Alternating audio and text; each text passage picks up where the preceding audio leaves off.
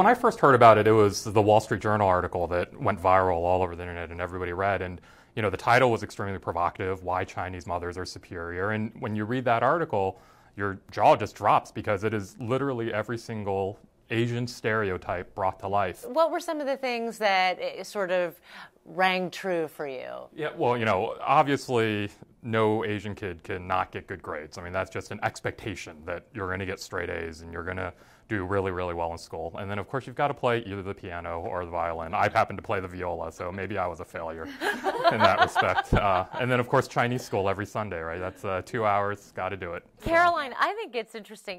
You talked about how an A was not good enough in your family. No, it wasn't. It was really hard, actually, to... What would they say to you when you'd come home with an A? That... Well, if I had a 95, I could have gotten 100 on it, or, I mean, it was a little extreme, and then if there were bonus questions so you could actually get over 100, then I should get over 100. So they would say, why did you get these bonus questions wrong? Like, you could have gotten 104. And there is that immense pressure that if you don't succeed, then you are hurting and letting down. You're bringing shame on the family? Well, not just bringing shame, but like your parents are so invested in you and your success. And when you don't succeed, it injures them. And I think even children pick up that kind of energy and start feeling responsibility. Your mother made you quit the lacrosse team. She did, yes, that's right. Why? Because she thought that I needed to study for my SATs my junior year, and I wasn't able to play lacrosse for one season. How'd you feel? I was definitely very upset. But you did it.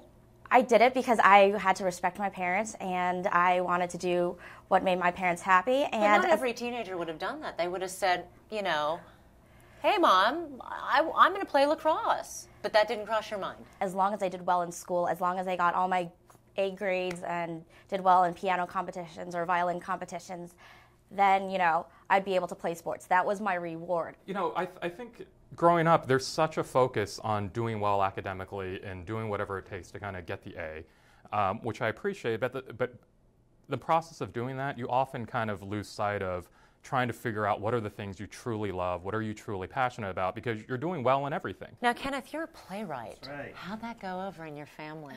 Well, you know, it was really hard for a moment. You know, my father actually sat me down and he said, you know, what if I don't permit you to do this? You know, and I had to say, well, I don't think you can really stop me. And I think that both of us sort of had to understand that that was really true. And I think after I got my first production, I got out of grad school and I was doing really well, my father sat me down and he said, you know, I didn't understand why you rebelled against me because I never rebelled against my family, but at the end of the day, I just didn't understand what you were trying to achieve. And what you've accomplished is something that I could never dream of. Since even before I was born, my father's dream was for me to go to Harvard. So even at a really young age, I didn't really know what Harvard was, but I kept hearing about it. That's where I was supposed to go. That was my destiny. How did that make you feel? Well, when I was younger, without really knowing what Harvard was, I hated it. I was like, I don't know what Harvard is, but whatever this thing is, like, I hate it. I don't ever want to go there. I mean, this is when I was a lot younger.